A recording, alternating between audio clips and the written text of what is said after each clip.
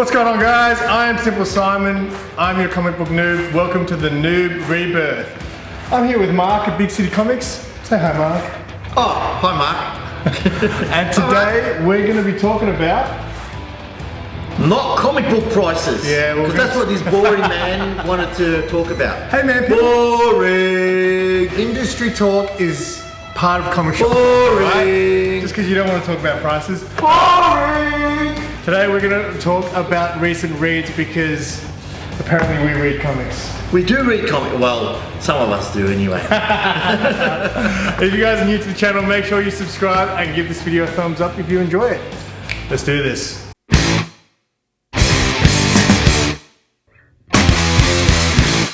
Alright, Mark, so tell us about the comic books that came out 3 months ago that you read last week. Well, I am always behind in my reading, probably usually about a month behind. But so I'm going to first talk about, which is an old book, probably about, I don't know, 3 years old. Catching up. Yeah, but I just thought I had it sitting on my shelf and I never really read it, and I said, oh, you know what, I'm going to read it, which was Mr. Miracle. Tom King's Mr. Miracle. Yeah, I really want to read that one. Yeah, I went in knowing a little bit about the New Gods, Apocalypse, and the New Genesis. So I knew a little bit, but reading that, it was just a typical Tom King style book where he has low drama but high impact action, if that makes any sense. Made me appreciate Mr. Miracle and Big Barda and all that, everything that comes with that universe. It wasn't too intense, but it was intense enough to keep me going reading it. It is something that I've had on my list of stuff that I would like to read. Yeah. I give you crap for reading stuff that's like a month old, 3 years old. I've got piles of stuff. I've got more stuff that I haven't read than I have read. Yeah, so that was alright, that was pretty good. I'll give that a easy 10 out of 10. Easy 10 out of 10. Yeah, easy that's 10 a out of 10. perfect score. Yeah, the art is awesome. Like the art is. Do you know who does the art in it? Oh, off the top of my head, no. Cool. How do you compare it to like some of the other classic Tom King literature? Sheriff of Babylon for me was the pinnacle of Tom King for me. What's cool? Sheriff of Babylon. What's that? It's a Vertigo book that he did. Is that before he did all the DC stuff? Is that like his early work? His early work, yeah. Oh, okay. Which was awesome. He's done other early work. There's other stuff that he's done, but for me, that's the pinnacle.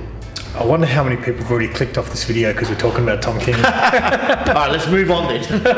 Alright, your turn. My turn, okay. Next. What did I read recently? I guess something that I haven't shut up about is Carmen. I'm just loving it, man. I can't even describe really why I like it. It's just very different. You know what it does remind me of? A lot of people compared it to, or sort of said that it had like a very Death from Sandman sort of feel. I haven't read any Sandman actually, but I have read The High Cost of Living and some of the Death Story. And when I read that, I was like, I haven't read anything like this. It's like the conversation, the dialogue in it's so different than everything else. And I feel the same with Carmen. It's just got a very, it's just a very different sort of book. That's fair enough. Have you heard anyone sort of talk about it? Well, I've never heard bad things about it. Not once have I heard someone say they didn't like it. So, I mean, it must be good. I mean, Gillian March is always going to be he's always, or anything that comes out of that guy is going to be good. Is he known to have written anything else? Like, off the top of my head, I can't recall. You put me on the spot. I can't really recall off the top of my head, but I know he's a good art. His art is well known. But if you know, if he's written anything else, just put it in the comments, please. Let us know. The first issue is probably better than the second, but it just all links like there's stuff that happens in the second, and then you sort of think back to the first issue, and it's like, oh, now that makes sense. And that's a good story. That's a good laid out story, you know. Yeah. So interesting just to see how it's all gonna sort of go and wrap up, I think. But I think it's because it's different. Like I said, I'm kind of getting more into the indie sort of stuff now than the superhero stuff, and all those stories just it grabs my attention more. While the superhero stuff, it's just confusing sometimes for me. It is, you know, and that's why I'm more leaning towards the obscure superhero stuff. The indies are good, and so am I. I'm digging the indies a lot. The next for me would be I just read High Republic #1, Star Wars High Republic #1. Yep. Really well written, and I want more. Straight away off the bat, introduction of new characters, new new concepts in space, that sort of thing within the Star Wars universe. So new looks, you know, like the Jedi and their height of their power. I'm keen to read more. It was well set out. The characters were I want to know more about them. It's got I'm very interested to read more. The art was great too. It was good Star Wars art. and a lot of Star Wars fans are actually loving that, aren't they? As far as I'm aware. Yeah. And all the current Star Wars stuff, people seem to be loving. All the current, which I myself am reading Star Wars. I love the way it's being spread out, like not constantly being high octane sort of a comic book. I love the subtlety of some of the things that they're doing. So yeah, I'm really enjoying that book. Your turn. My turn. It will be Joker. Joker, yeah, good choice. Yeah, I read very good things. Gillen March again on art for this one, and James Tynan is writing. Because I think a lot of people, when it came out, a lot of people weren't pumped about it. No. They were kind of like, if anything, giving it shit because they're like, oh, another Joker book. Are they seriously doing this? And Do you really need a Joker book? When they first announced it, I mean, I think you were even on that board. You're like, I have no interest in reading that. No, I still have no interest. What did you expect? Like, as far as what type of book were you expecting them to do? Like, because I think I mentioned to you that I wanted it to be dark and things like that. And you're like, they're not going to do that. No. So I haven't read it, so you tell me. I think it's kind of I mean, it's not as dark as like, I think when we previously spoke about it, I compared it to, I hope it's like Brian Azzarello's Joker. It's not that dark. Not that dark. But it's still fairly violent and stuff like that. But did you know what it's about? So, I know he's on the run after the Joker War. I know he's being pursued by Gordon. Yes. But is Gordon, the only thing I don't know, I'm not sure about, is Gordon being employed by the police still, or is it just his personal vendetta? Gordon's being paid by some people who doesn't know who they are, I think that is the case. Some babe offered him money to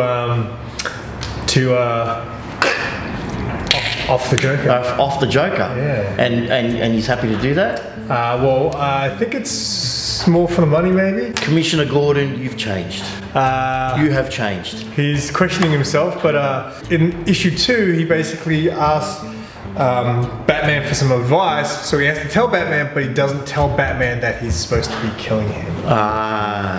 Speaking of Batman, can I ask, how's it been with Batman since since the Joker took all his money and he's back in Gotham? How's it been? I haven't read it. I've read Future State. I haven't actually read, I think 106 was when it came back. Correct. I haven't actually read any of that stuff since. I'm waiting to build up a few issues.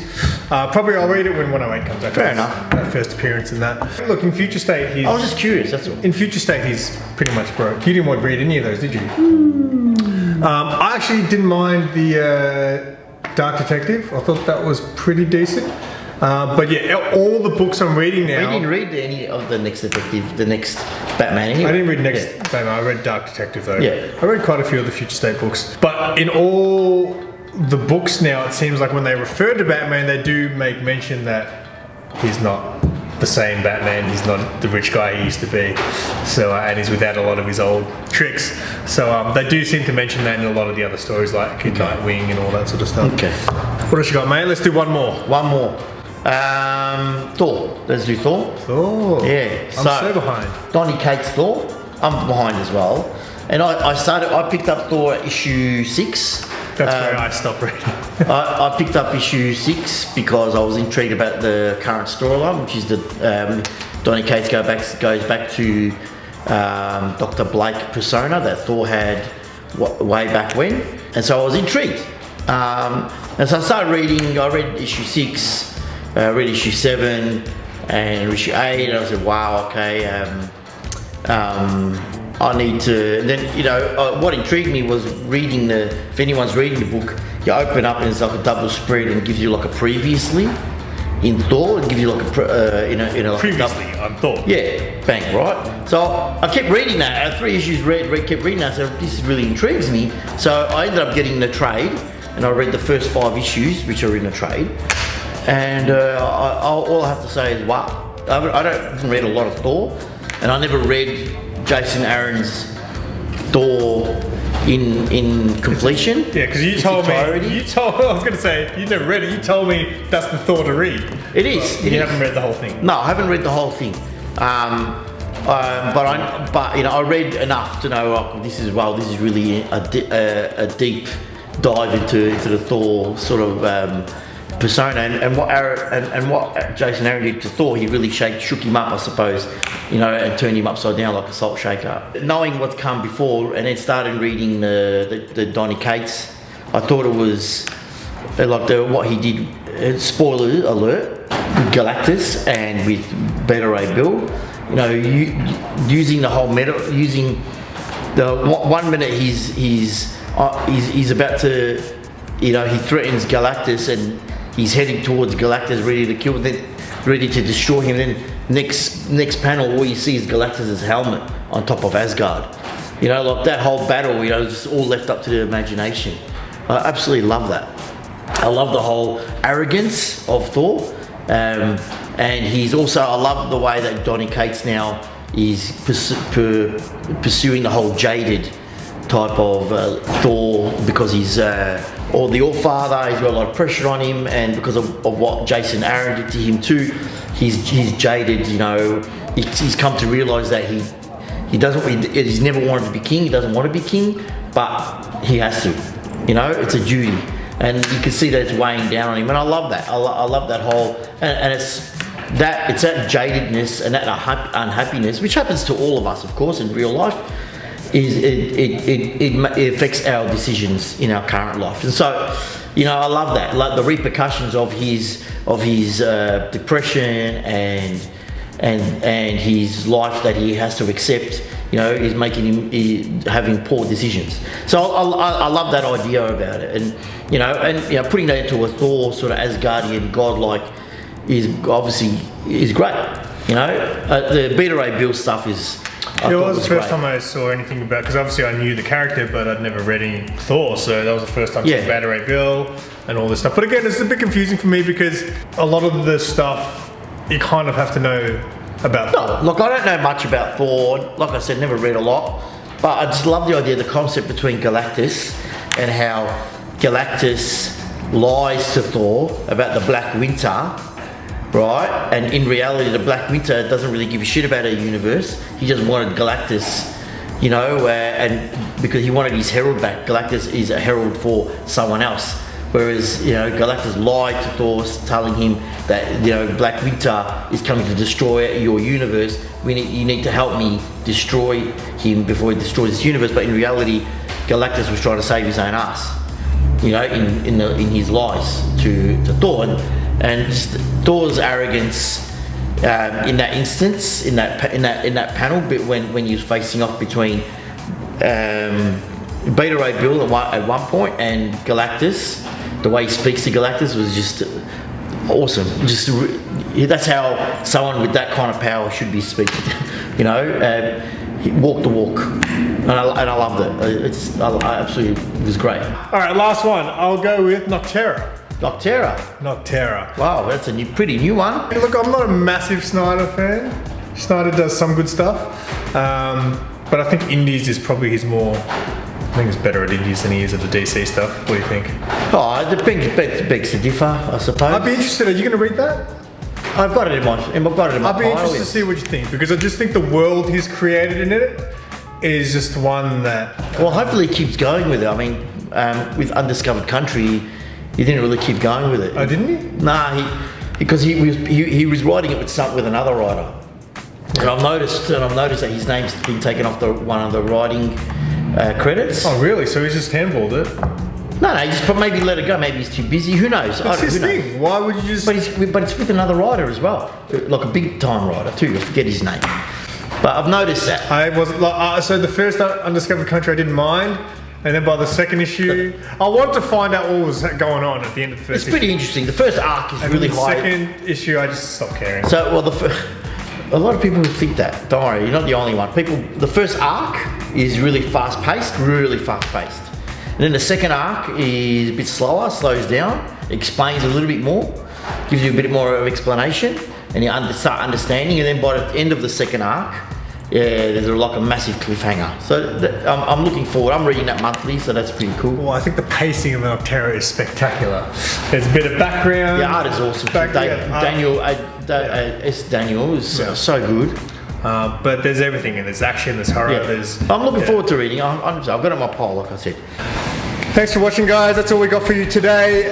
Mark, anything coming out that people should be looking out for? The many deaths of Lila Starr. That's getting a lot of hype. I'm picking that up for sure. I think that's pretty much it. I mean, this week usually the third week of a month is usually the busiest, but it's not. We're not reading the second issue by Tom Taylor. I love what they did with the logo. Look at the logo, how they did it, the name, how they put the symbol in his name. Yeah, it's awesome. How cool though, great design. Before we go, I'm going to introduce my little helper over here. He's my work experience guy. Come over here, buddy. Say hello to the camera. Say hi, Noah. Say hi, Noah. Hi, Noah. Yes, he did it. Thank you guys for watching, and don't forget to subscribe, like this video, leave a comment, and let us know what you've been reading. And until next time, bye, Mark. Keep it simple. Whew. All right, let's wing it. One take. That's only happening once. I made a mistake. Jason Aaron wrote The Southern Bastards. That's my bad. Sorry, I can cut that shit out. Cut that out. Make you look good, mate. Make you look good. That was my bad. Yeah. So yeah, big shoes. Yeah, his horror stuff. Oh, good. I'm glad. Getting back to comics. Comics is what matters, mate. It's the art. It's shouldn't worry about the pricing.